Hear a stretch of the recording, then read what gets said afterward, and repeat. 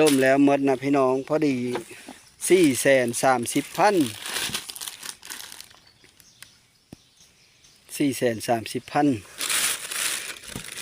เนี่ยปลากระป๋องพร้อมตัวบักเทมเลยมันมี ตัวเทมพร้อมเดี๋ยวตัวเก็บมากองไว้ย่ามันเอาผงมาลายกระหกสองทางติดต่อมุนซ่อเสียงผู้ไทยขอกราบสวัสดีและก็สบายดีพ่อแม่พี่น้องสู้คู่สู้คนมื้อนี้คอยบ่มนก็มาหาหนูหน้าอีบ่มนหรือว่าบ้าเป็นควันเอาเงินมาเฮ้อหรือว่าสีมาซื้ออันอยู่อันกินเฮ้อหนูหน้านะพี่น้องเนื่องจากมีผู้ใหญ่ใจดีเพิ่นอยู่ทางประเทศนอกก็คือเอ้ยอ่อนเพิ่นฝากเงินมาเฮ้อ1,000ก็เป็นเงินกีบก็ได้670,000กับเพิ่นเอาคาฟ้าน่ะ20,000แล้วก็เพิ่นเฮอคอยน่ะ150,000เพิ่นเฮอคอยน่ะ150,000กะยังเหลือเฮอหนูหน้าน่ะ500,000แล้วค่อยละสิพาไปซื้อไข่แล้วก็ซื้ออันอยู่อันกินมาถามเบิ่งหนูหน้าก่อนว่าจะได้พี่เหลือนะพี่น้องไปเบิ่งน้ำกันเลยมาเบิ่งน้ำกันนี่แหละอยู่เฮิรนอยู่ชานคู่คนเนาะหนูหน้าเด้ฮะราคาหนูหน้าเด้มันป๊อปไปใส่อีกเลยกินแล้วบ่เข้านะกินแล้วบ่เข้าเจ้านะกินแล้วเข้านะสบายดีได้สบายดีได้นบสบายดีท่านผู้ชมก่อนนบดูนบเป็นบ่สบายดีวันนี้สบายดีท่านผู้ชมขอฟ้าลูกฟ้าหลานได้วันนี้ทุกย้า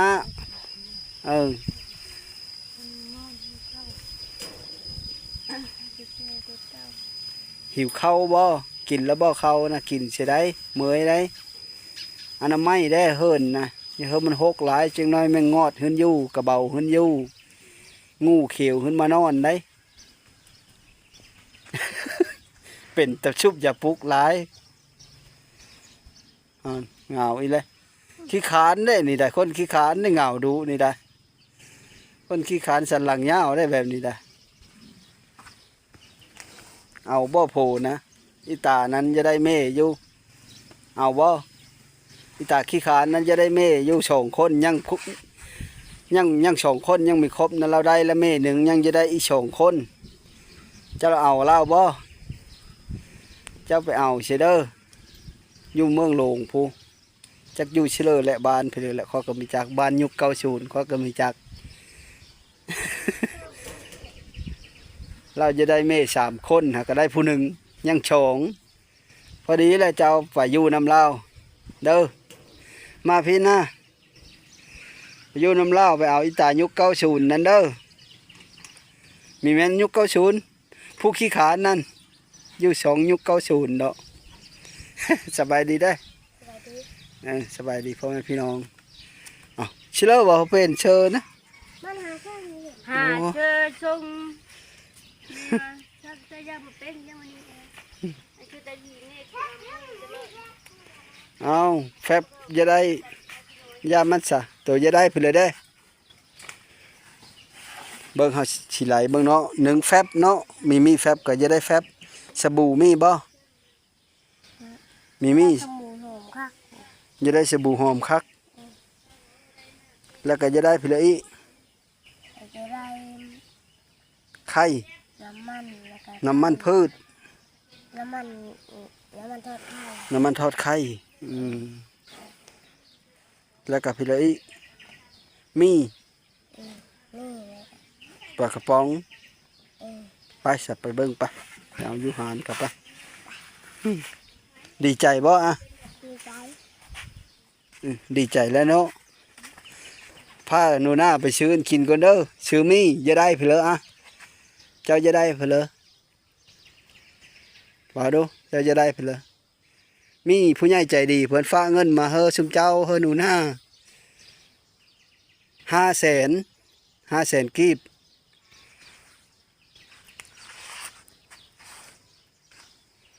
เจ้าจะได้ไปเลยมีบ่แน่เจ้าจะได้นะอย่าปุกบ่ อยากได้ยาปุกบ่เข้าก็ได้แล้วข้าวสารก็ดีนะข้าวสารก็เฮามาเฮ้อแล้ว มีผู้ใหญ่ผู้หนึ่งอีบ้านนี้น่ะมีผู้หนึ่งอีนะฮะบ่จักภาษาแล้วเจ้าไปหาหนูหน้าพุ่นละไปซื้อเฉลยนะหานเพ้อหานปลากองบ่หานเพ้อนี่ฮะหานตะกองมา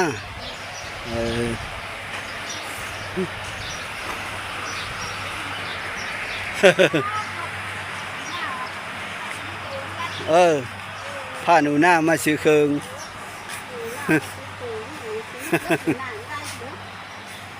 จักมันจะได้มี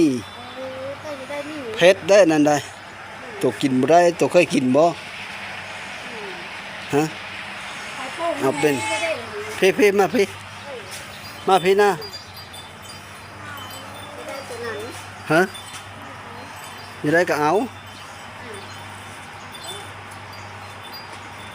เคยกินบ่เคยกินก็เอา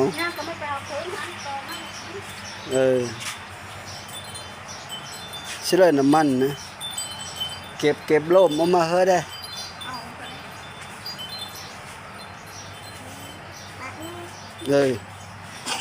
เอาน้ำมันก้นหนึ่งเอาตัวนี้ก็ได้ตัวมันชิ้นนี้ดิแล้วก็เอาเพลอีเป็นโน่ถุงหนึ่งเอาเพลอีเอาเพลมีแก๊สหนึ่ง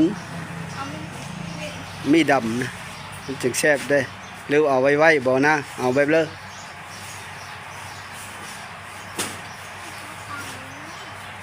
มีแก๊สดำนั่นแหละเนาะมีแก๊สหนึ่งปลากระพงแพ็คหนึ่ง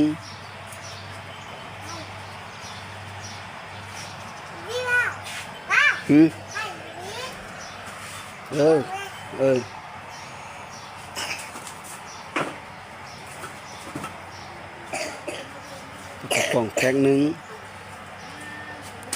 เอาไข่ได้แต่หนึ่งเท่าเลยบะ75แต่หนึ่งนะบ่เอาแต่หนึ่งเอารถพี่เลยนี่ไม่ได้กินกับข้าวได้นี่เชื่อเอามากินดินบ่เอาสิย่ามได้กินก็มันได้กินได้ มันหิวมาหึงเลย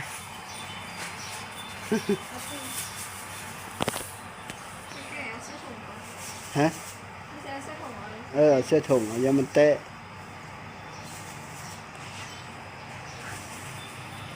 หนึ่งไข่แตะหนึ่ง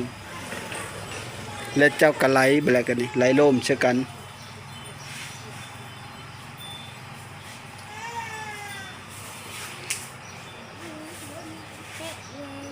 ฮะแป๊กแล้ว มันโดนกันแล้วน่ะนะเบิ่งนี่แตะก่อนน้ำฟันเลย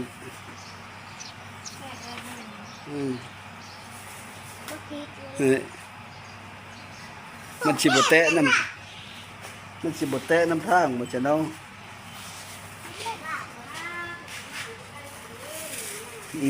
ไข่แตะหนึ่งเอา6เทมได้6เทมก็เอา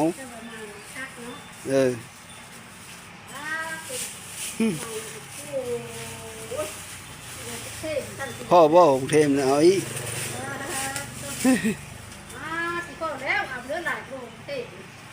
มันจะเสื้อทอดไข่ขนมได้เนี่ยว่ะนี่เอานี่เป็นกินหมู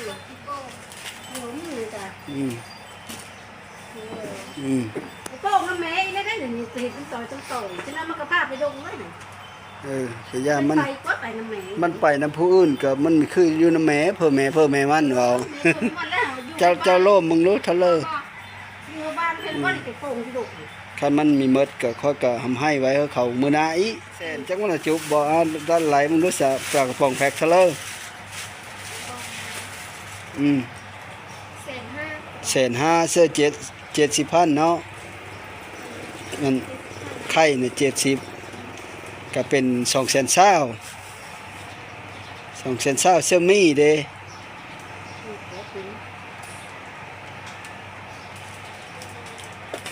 200,000อันนี้20เป็น2แป้งโลก็20บ่40เสื้ออัน220,000เป็น260,000น้ำมันนี่เด้น้ำมันน่ะ15 275,000อันโอเคมโห2,000 8,000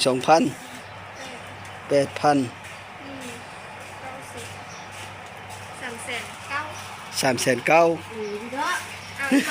เอา400,000เนาะเอาอีกนึงคุณหนุกแสนเลย400,000 พอดี400,000เต็มเนาะเบิ่งแม่เขิง400,000นะพี่น้องเขิง400,000แล้ว400,000หิวมีนัก400,000กะเทพเสื้อเงินบาทกะเท่าเลย368 37 21 38อะไรฮะ600 700นี่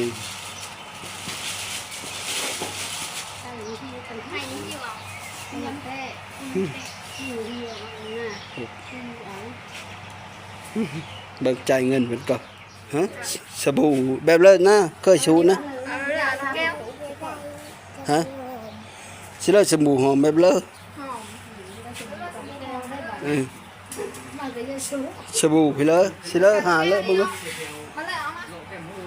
ได้อยู่แถวนั้นรถเงินมาส่งเลยตามมือเลยขึ้นมาได้อยู่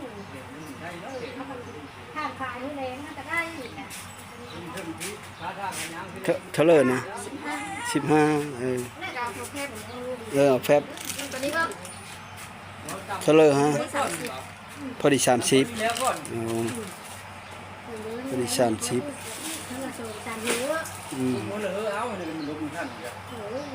พอดีเป็น430กล้ากับลุกสบายอยู่มันมีน้ำกระหับเตะโคกระลา400,000เอาเพิ่มไปเลยเอามีตื้มจังหะ ฮะมันยับมันย้ายไปน้ำเนาะบ่ค่อยตื้มเชิญเลยมันกระเทิดนี่เอาไปมีประจำได้ดูจะไม่ถุงเลยเอาไปมันละมี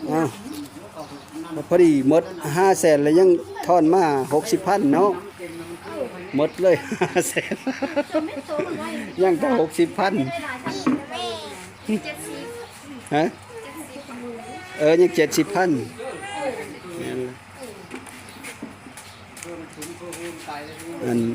อัน15ได้เนาะ2อัน30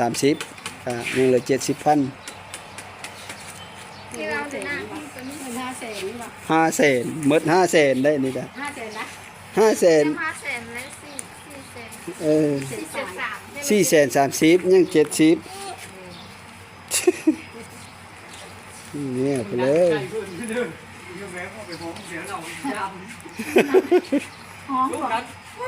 ผู้ดีสิเดี๋ยวต้องไปยามนึกนั้นยามตู้ขึ้นนั่นเลย น้องแถวหน้าไปต้มแถวหน้ามาทำไรนี่แหละมันอยู่คนยามคนไทยแต่กลางทางมันเละดิลินั่นเลย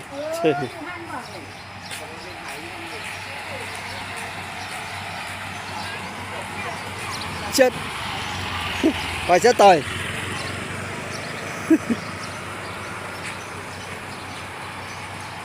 นี่ดีใจบ่มือนี้โชคมาในรีโลแล้วมือนี้นะเขาก็ได้อันกินก็ได้ครบเลยสบู่หอมก็มีขนมก็มีไปเมื่อบ้านนี้เมื่อก็ไม่ได้ถ่ายตามทางนะพี่น้องเพราะว่าค่อยอันไม่ได้เอาขากล้องมากก็เลยถือบ่ได้นี่แหละหมู่บ้านต้นเพิงก็ดิสิเฮาพี่น้องเบิ่งบรรยากาศรอบๆ เฮิรนนั่นหมอกองมาหานหมอกองมาสีเขาบ้านนี้ก็มาฮอดเฮิรนแล้วพี่น้องไปนะอึ๊บโอ้ฮะอย่ามันแตะได้ไข่นั่นได้โอ้หนูหน้าเมาหมดเลยยังเหลือเงิน70,000กิโลเงิน500,000โพดดอหนูหน้า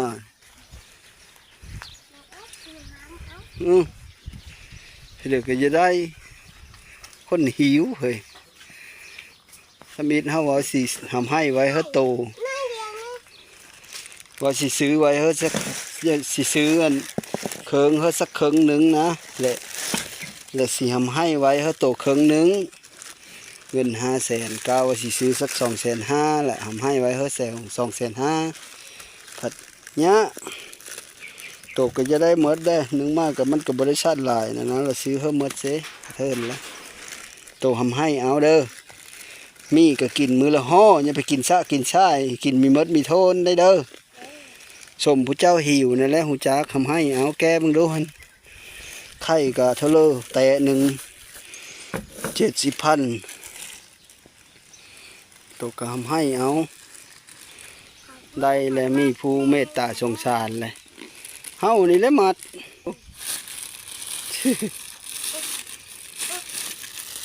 มีพี่เลยเด้เอาขันมาเบิ้งดูหนูหน้าโชคดีแล้วนี่นะหนูหน้าได้พี่เลยได้นี่มาเบิ้งดูนี่ขนมช่องชบนี่เนี่ยนี้บ่น้ำมันตัวจะได้นะนี่สบู่หอมบ่อันนี้บ่สบู่หอมนะ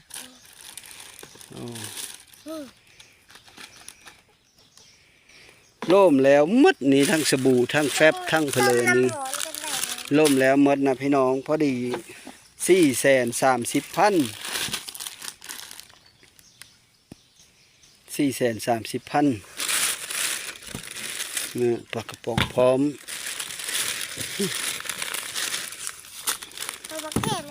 ผมเข้มพรมเยอะตัวเก็บมากองไว้ย่ามันเอาผงมาลายกับฮกนี่ละวะโคเอาประหยัดกินเด้อปลากระป๋องกับมือเลอะเยอะจังกินมือเลอะมีเยอะตัวเนี้ยไข่มันสิบ่หมดนี่ละวะเด้อมีก็คือกันเยอะกินกะโลกินเทอละห่อเทอละเลอประหยัดกินมันมีผู้เฮอสุนโตหิวได้มีผู้เมตตามีผู้สงสารโตกับหิวแล้วมาเมื่อเลยก็ไม่ได้กินข้าวมาเมื่อเลยก็ไม่ได้กินข้าวท่อน้ำหอนจะโลกเชื่อฮะแล้วก็ฝาอัดไว้แล้วก็มันคุยแล้วก็กินเชื่อเคิงว่ามันอีกเคิงมันก็อยู่ในหันแหละก็ไข่แล้วก็ซีเสื้อแล้วเลยเด้อต้มน้ำหอนแล้วก็ท่อเสื้อมันร้อนนี่เหรอกระปุก1,000ผู้ได้นะก็ดีได้กินนะแม่ขนมนะ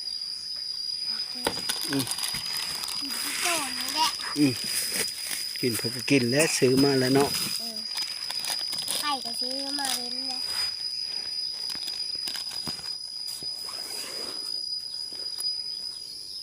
เลยดีใจมานะนี่ได้หลายอันหลายอย่างมัน400,000ปลายพี่น้อง430,000ทั้งหมดทั้งมวลกับเงินหนูหน้ากับ500,000เงินอันเอ้ยเพิ่นเฮอค่อยน่ะ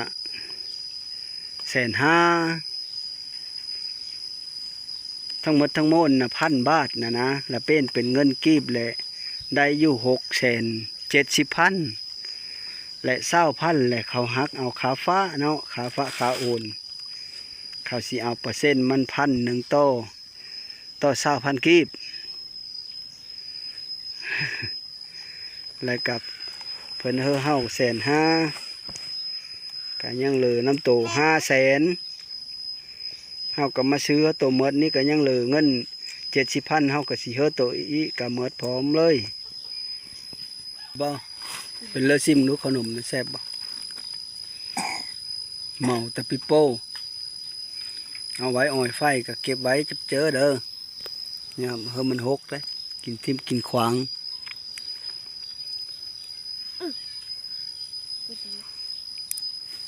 เห็นเลอบาดนี่ลืมแล้วลืมซื้อมะขวิดเฮาโตก็กินโตเฮามาเฮอบ้านนี่แหละเด้อยังอยู่แล้ววะบัดเฮามามื้อหน้าเฮาจึงซื้อมาเฮออีเด้อเงินโตยัง70,000อยู่นำเฮานี่นะเด้อเฮาสิเฮอโต20,000แหละอัน50,000แล้วเฮาสิเก็บใบซื้อมะขวิดมาเฮอหรือว่ามาหาหน้าละ5โตบ่มีเพิ่นเลยแล้วเฮาสิซื้อเฮออีเด้อเฮาก็บ่อยากเก็บไปเลยแต่ว่าเอาไว้เฮอชุบโตก็มันสิซื้อกลิกๆไปหมดเช่นนั้นนะเสมอเจอเฮาจะเยอะเสียเฮอครึ่งหนึงผัดโตผัดจะได้ละอะไรเนี่ยแล้วก็ซื้อมาเฮาหมดเลยจำนวนพวกนี้แหละนี่ หรือว่าเฮาเฮอตุ้มโตซื้อเอาเองบ่ได้บ่ฮะมันยังเหลือนี่70,000นี่นะเอาไว้ซื้อเองเอาเด้อเอานบจุบเจอเอานับมึงรู้วันนี่อันนี้เบอร์พี่เลออ่ะเบอร์พี่เลอเบอร์50,000แหละนี่นะเบอร์50,000ตัวนี้ก็เบอร์ละ10,000เบอร์10,000เบอร์10,000 2เบอร์นะร่วมแล้วก็เป็น70,000เหลือซื้อไข่นะแล้วกินขนมเขาไปไอ้ย่าแล้วย่าเขากินเลยสิจ้ะเด้อฉันละเขาตบไปซื้อยากินเด้อโอ้ยเฮาว่าจะเก็บไว้ซื้อหูดซื้อยาเขาตัวได้กับปานนั้นหายาแล้วมันหมดละ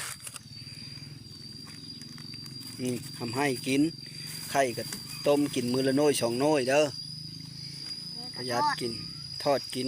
น้ำมันก็มีแล้วพวกเทมก็มีแล้วแตงโมก็มีเกิดก็มีแล้วเฮาซื้อมาเฮอแหละ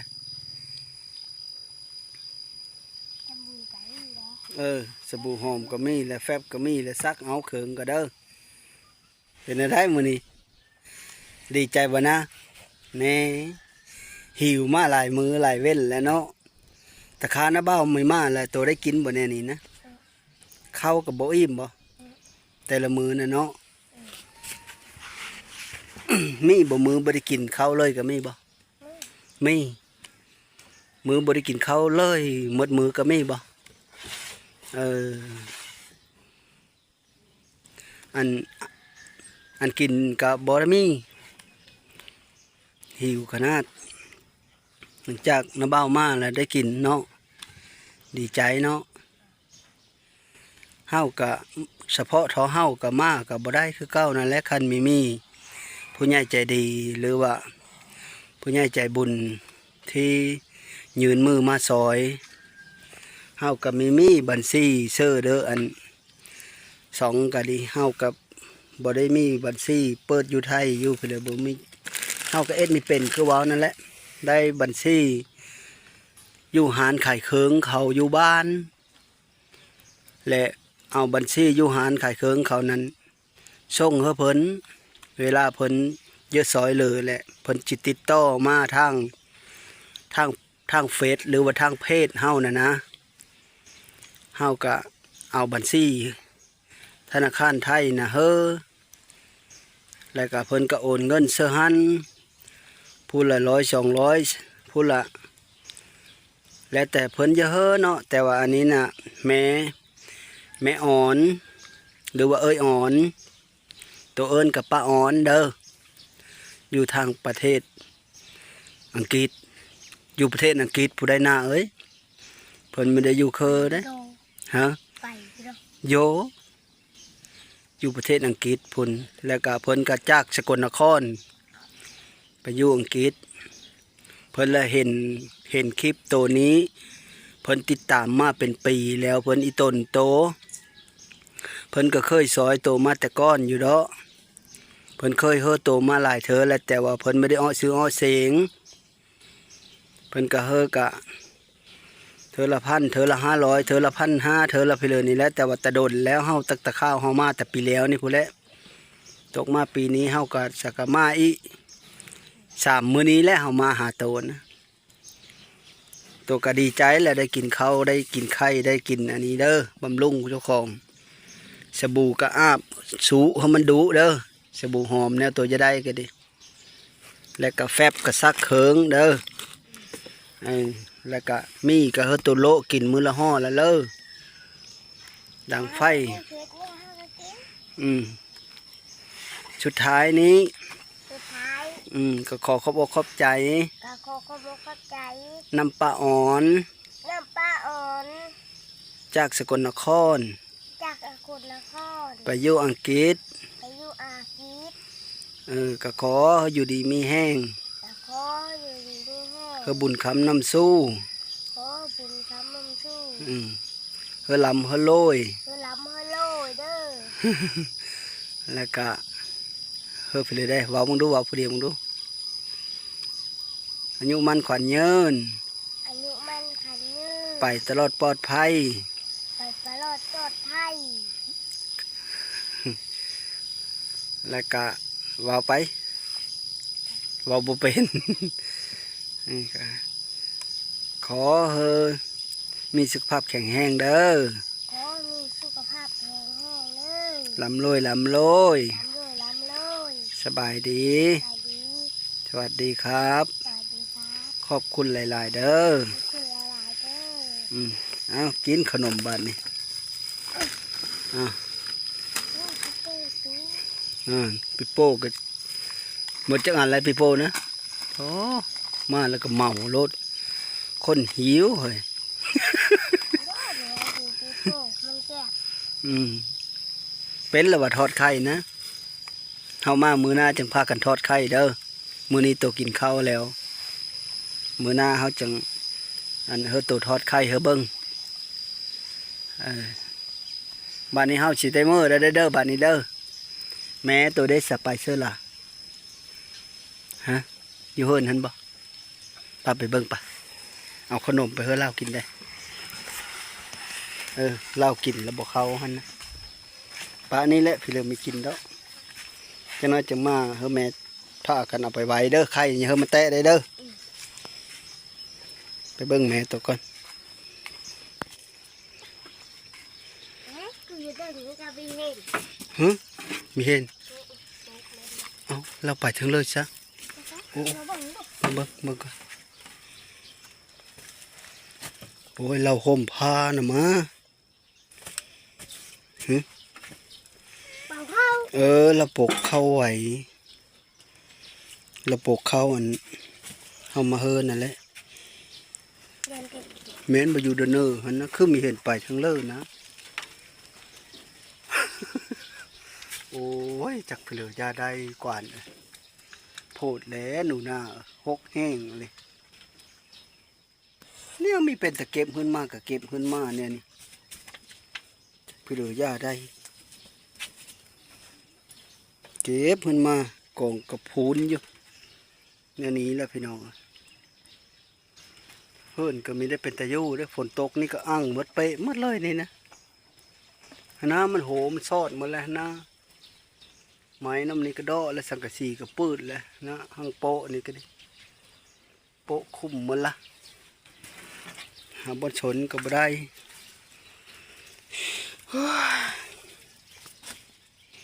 เป็นแต่จะเฮ็ดเฮิรนเฮาเล่าไม่มีงบนี่แหละพี่น้องจักก็เฮ็ดนั่นเลยได้กินเสื้อปะก็ว่าบุญเลย ไป เราเอ็ดนั่นลมไม้ทงจากหนึ่งเรานึ่งเราต้มข้างแหนบนนี้นะ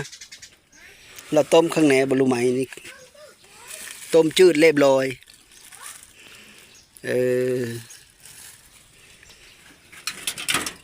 บ่เห็นเล่าช้ำพี่น้องจักไปทั้งเลิศแล้วกี้นี่คือบ่เห็นอยู่ตอนมานะ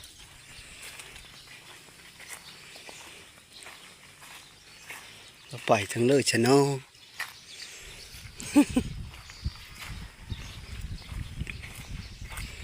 มีเห็นเนาะเลย ตอนที่เฮามาคือว่าเห็นอยู่แม่นแล้ววะ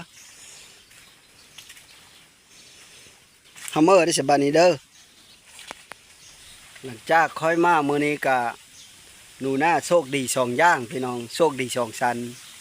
ชั้นหนึงก็คืออันน้าสาว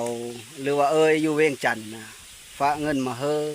250,000แล้วก็เขาเอาค้าโอนนะ5,000 ลุงเอกก็คือ ยังเหลือ